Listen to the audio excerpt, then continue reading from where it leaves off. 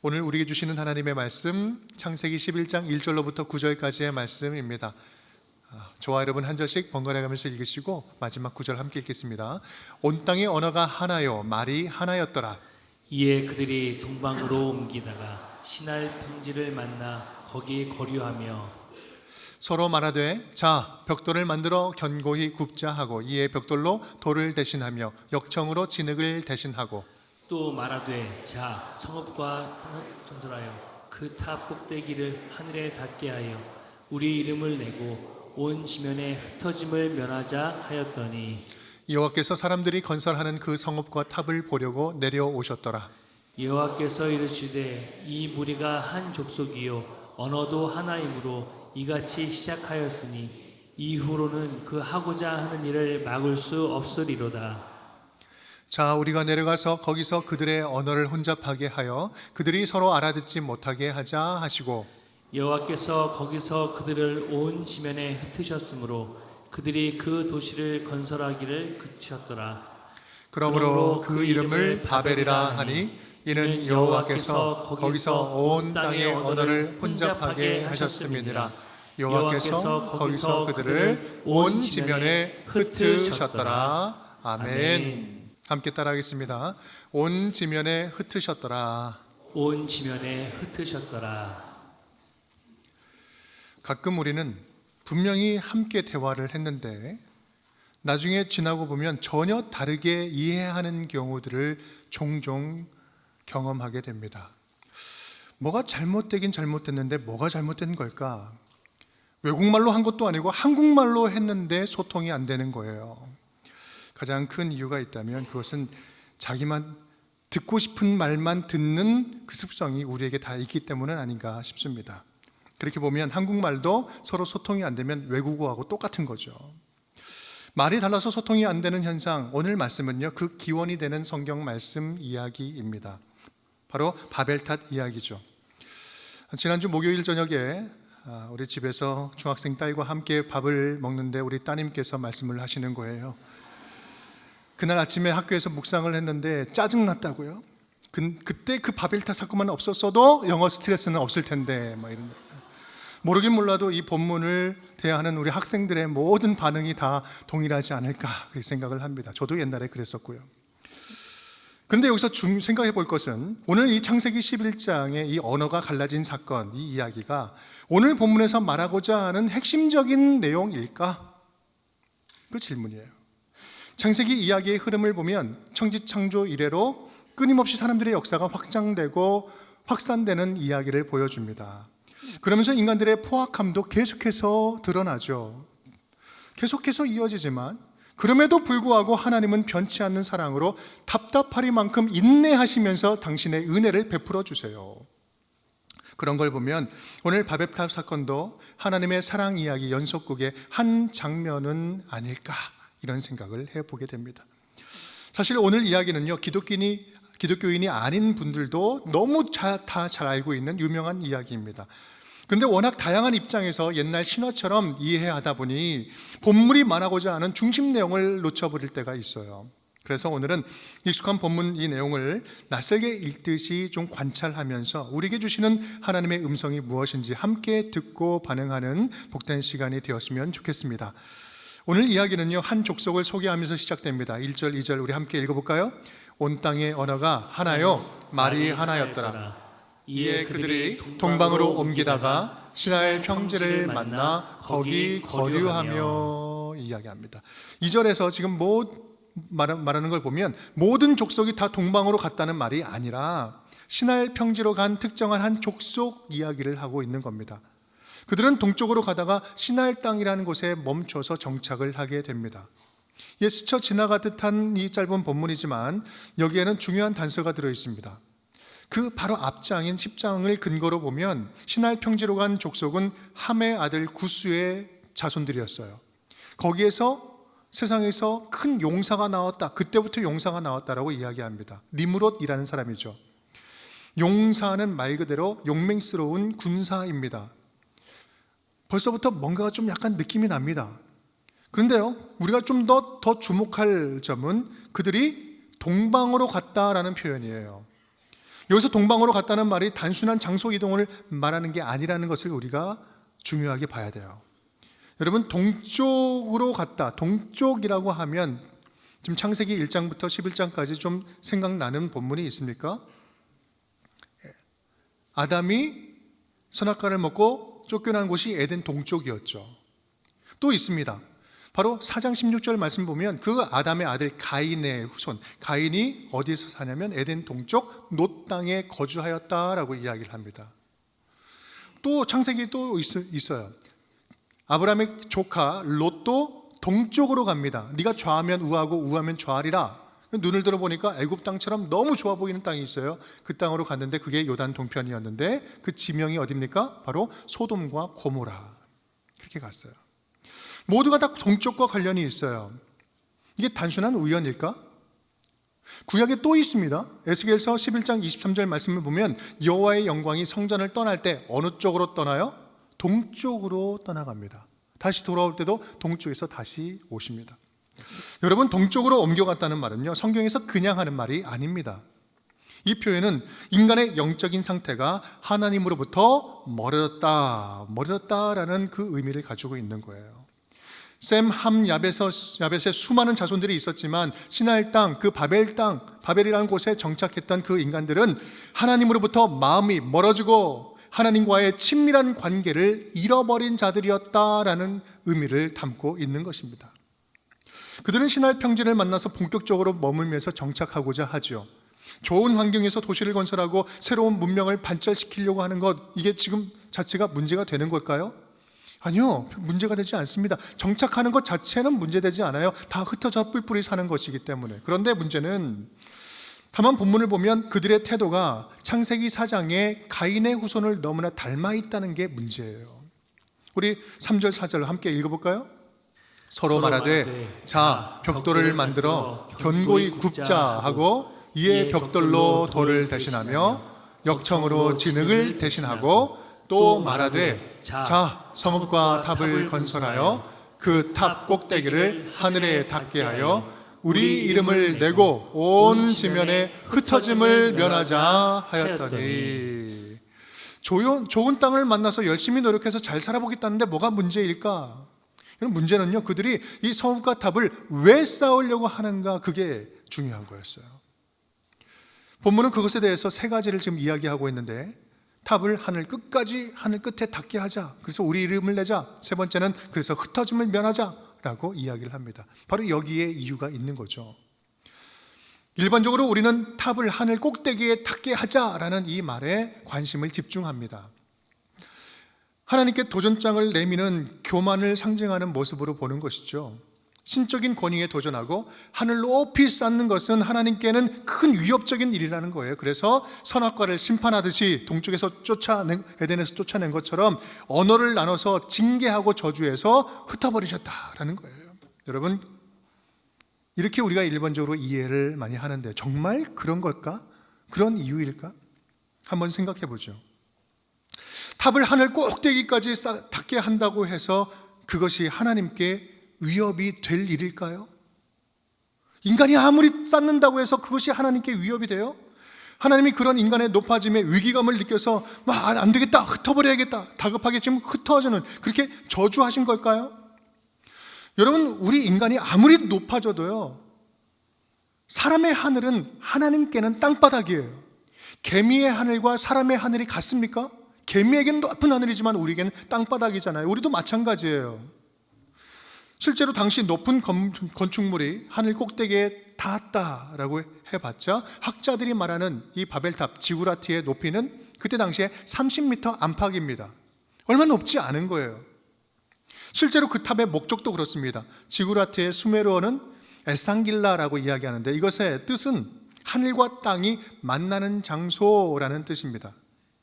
이것을 번역할 때 하늘 끝에 닿게 하자라고 하는 거죠. 즉 고대인들에게는 이 지구라트는요, 신에게 도전하는 높은 건물, 높은 탑이 아니라 신과 소통하는 웅대한 건물이었던 거예요.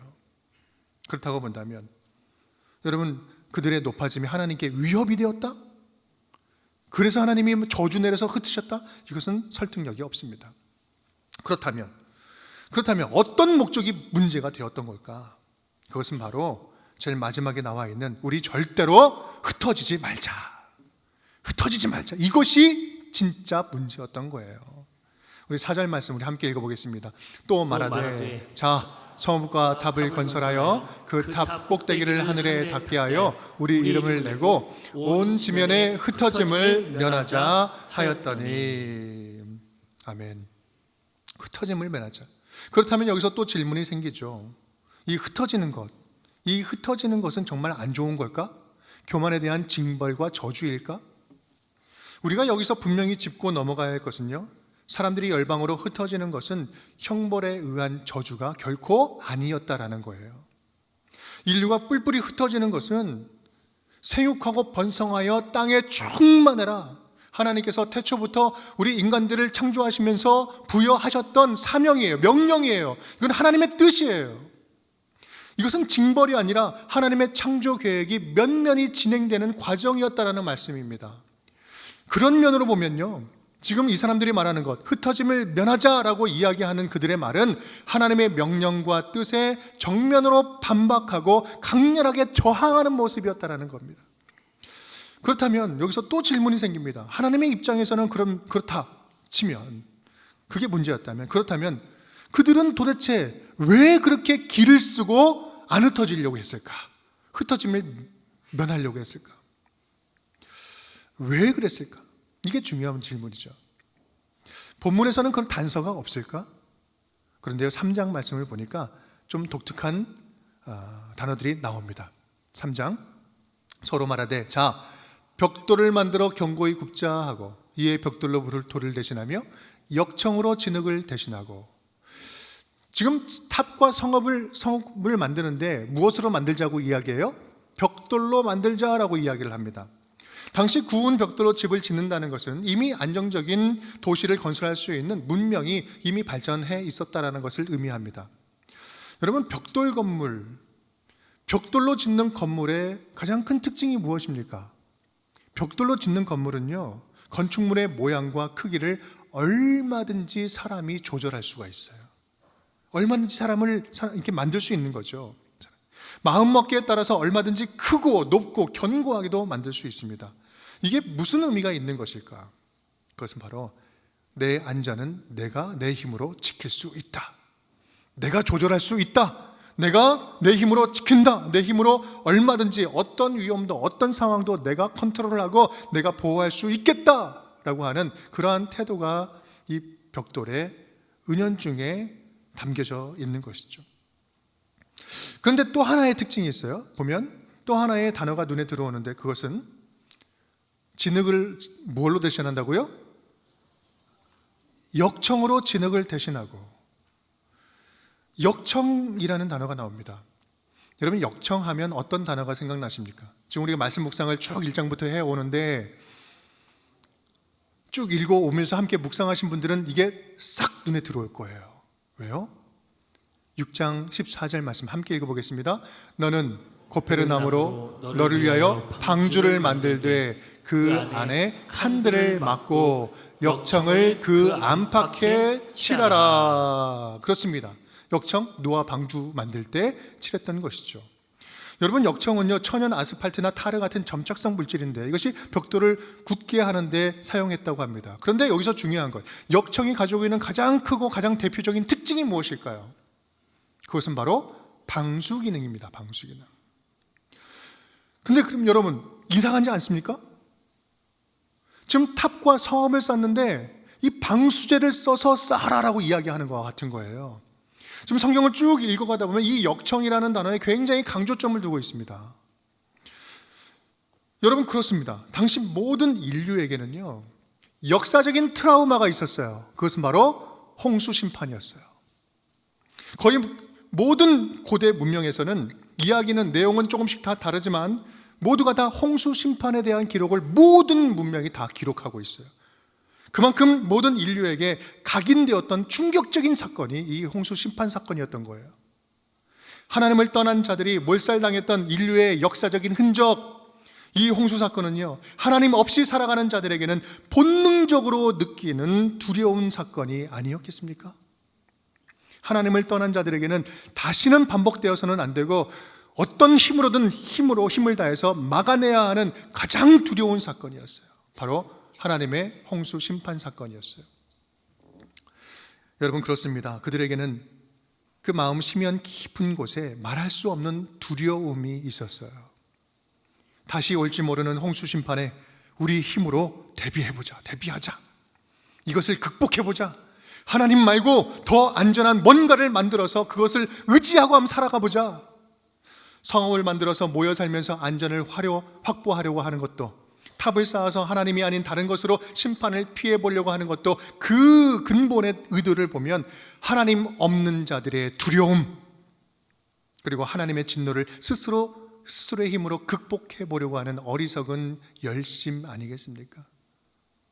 우리는 이 본문에서 그들의 대사 속에서 두 가지 감정을 읽을 수가 있어요. 첫 번째는 말 그대로 우리도 얼마든지 우리 힘으로 하나님을 대신할 수 있다라고 생각하는 교만한 마음. 또 한 가지는요, 그것보다 더 깊은 내면의 자리하고 있는 바로 두려움이라는 거예요. 여러분, 하나님과 멀어지면 멀어질수록, 하나님을 떠나면 떠나갈수록, 하나님이 없어지면 없어질수록 인간 깊은 내면에 찾아오는 것은 두려움입니다. 우리 마음 안에 하나님이 안 계시면요, 그 빈자리는 어느새 두려움이라는 게 찾아와서 그 자리를 차지해버려요. 그래서 성경은 두려움에 대해서는 양보 없이 처음부터 끝까지 선포하십니다. 너희는 두려워하지 말라. 안심하라. 나는 내 하나님이 됨이니라. 그러면서 성경에서 두려워하지 말라가 몇 번 나와요? 365번 나와요. 매일매일 두려워하지 말라라는 거예요. 왜냐하면 두려움은 하나님이 주시는 마음이 아니기 때문에 그렇습니다. 그런데요, 바벨탑을 쌓았던 그들에게는 그 두려움이 가득했어요. 그런데 여러분, 지난주 설교 기억나십니까? 기억 안 나도 괜찮습니다. 하나님은요, 홍수 심판 이후에 뭐를 주셨어요? 약속 주셨어요. 다시는 내가 물로 심판을 내리지 않겠다라고 무지개 약속을 주시면서 자신을 확증시켜 주셨어요. 그런데 문제는 뭐예요? 하나님을 떠나가니까, 하나님이 없어지니까, 하나님과 멀어지니까 그 약속도 전혀 모르는 거예요. 약속을 잃어버리는 거예요. 잊어버리는 거예요. 하나님과 멀어지니까 하나님이 하신 약속도 전혀 효력이 없는 거예요. 하나님과 맺은 약속이 전혀 우리 삶에 영향을 미치지 못하니까 은혜 안에 있으면서도 은혜를 누리지 못하고 영원한 생명을 얻고도 매일매일 죽겠다 죽음을 반복하면서 살아가요. 여러분, 얼마나 안타깝고 어리석은 모습입니까? 그런데 여러분, 바로 그런 모습이 저와 여러분의 모습은 아니겠습니까?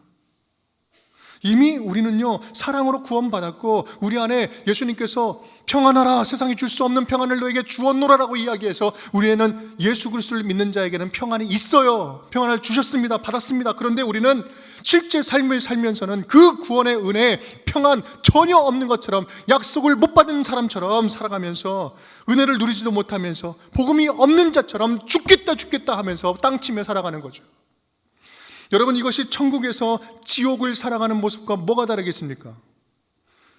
분명히 기억하십시오. 우리는요, 지옥 같은 세상에서도 천국을 살아갈 수 있는 하나님의 자녀들인 것입니다. 근데 그 말씀을 잃어버리고, 하나님을 잃어버리고, 말씀과 동행하지 않고 약속을 잃어버리면 어떻게 돼요? 그 반대로 살아가는 거예요. 천국으로 주신 우리의 삶을 지옥처럼 매일매일 지옥으로 살아가는 거예요.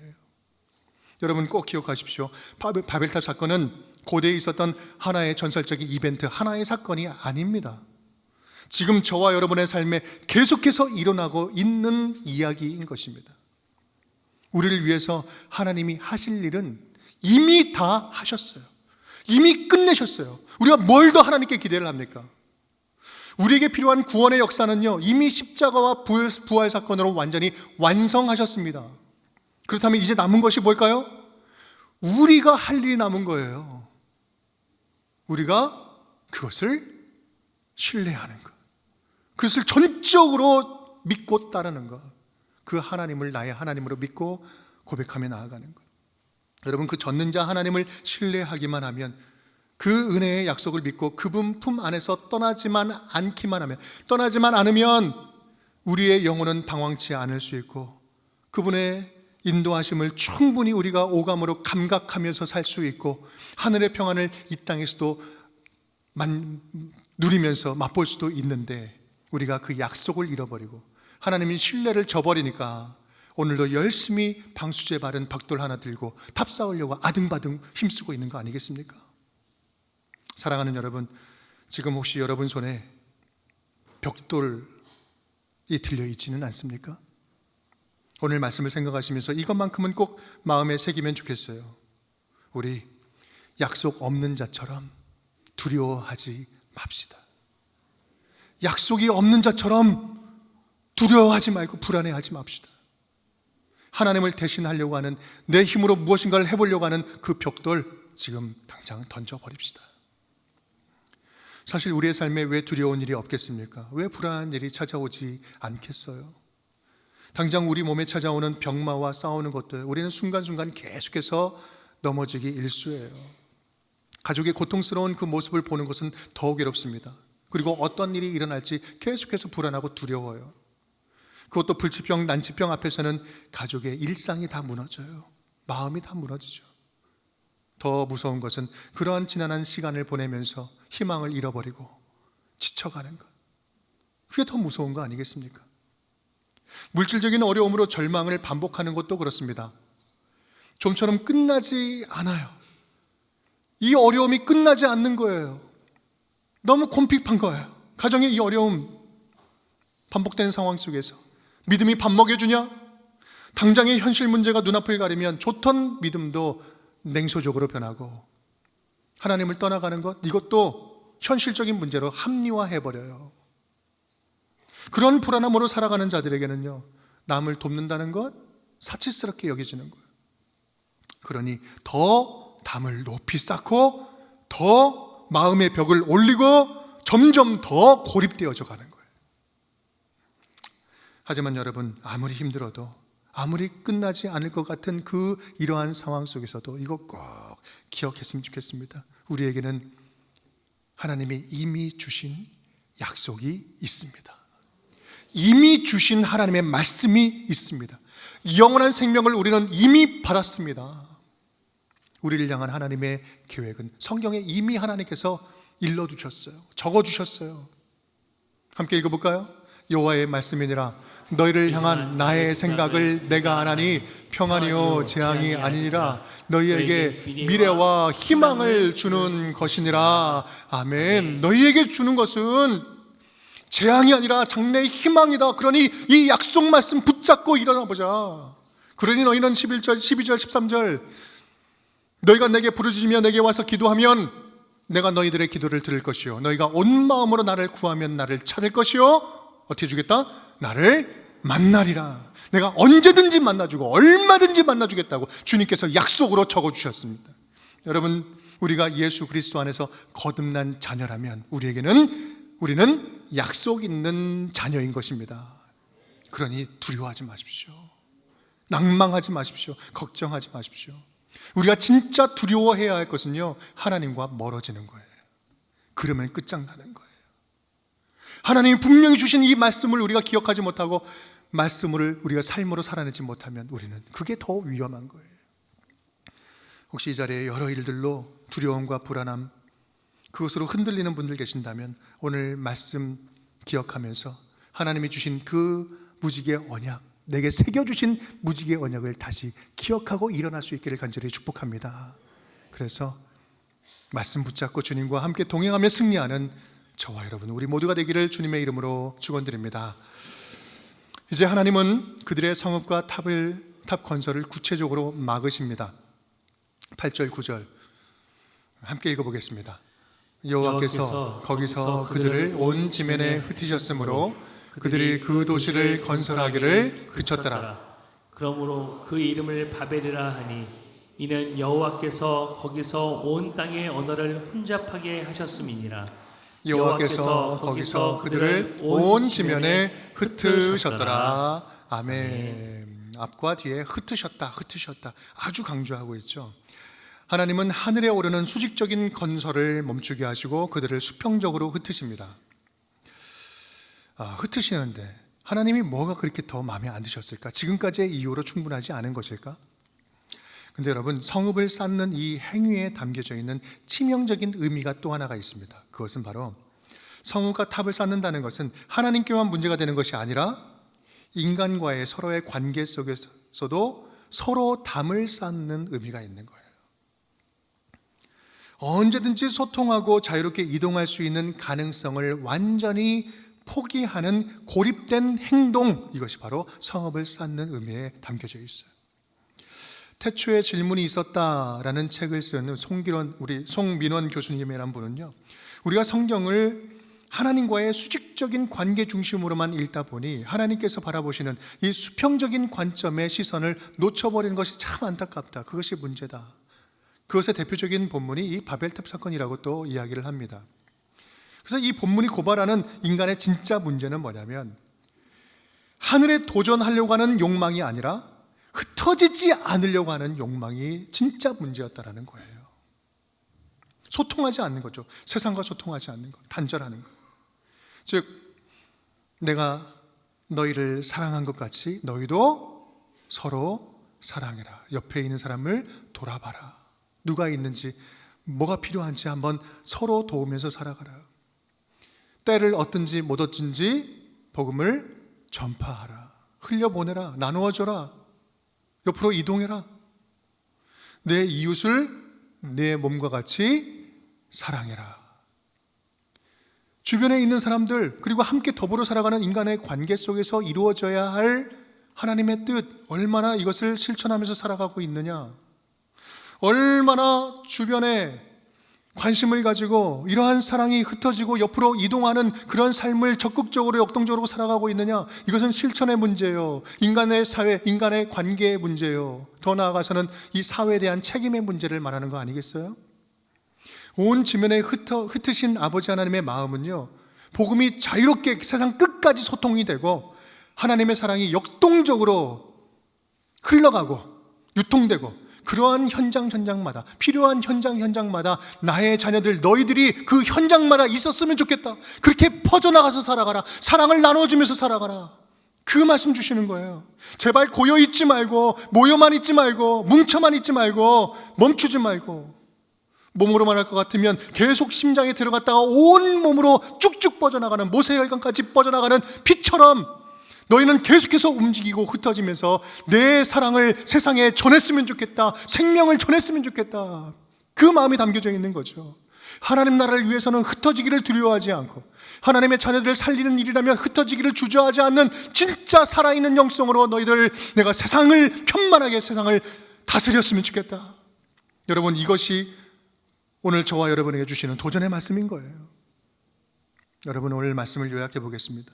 오늘 바벨탑 이야기의 중심 메시지는 외국어가 탄생된 이야기가 아니에요. 흩어지기를 싫어했던 사람들을 통해서 당신의 마음을 열어 보여주신 거예요. 내 마음은 너희가, 나를 닮은 너희들, 나의 형상을 닮은 너희들이 세상 곳곳에 흩어져서 나의 나라를 세웠으면 좋겠다. 내 사랑이 전해졌으면 좋겠다. 그래서 하나님은 결국 그들을 온 지면에 흩으셨더라. 사랑하는 여러분, 올해 운정교회는 모든 성도님들이 다 함께 이 말씀의 은혜, 이 말씀과 함께 동행하는 비전을 함께 품었습니다. 그리고 나아갑니다. 간절히 바라기는 하나님의 말씀의 은혜가 물론 위로부터도 쭉 쏟아지겠지만, 올해는요, 좀 더 이 특별히 공동체 안에서 서로가 서로에게 그 말씀의 능력, 말씀의 은혜가 좀 수평적으로 편만하고 수평적으로 역동적으로 흘러가고 흩어지는 그러한 은혜가 있었으면 좋겠습니다. 그러한 은혜가 역동적으로 흘러간다면, 그 말씀과 말씀이 연결되고 이어진다면, 어떤 두려움도, 어떤 시련과 환난이 온다 할지라도 함께 공유하고 함께 은혜 받고 함께 도전하고 함께 세워나가는 이 믿음의 능력으로 어떤 문제도 이겨나가게 줄 믿습니다.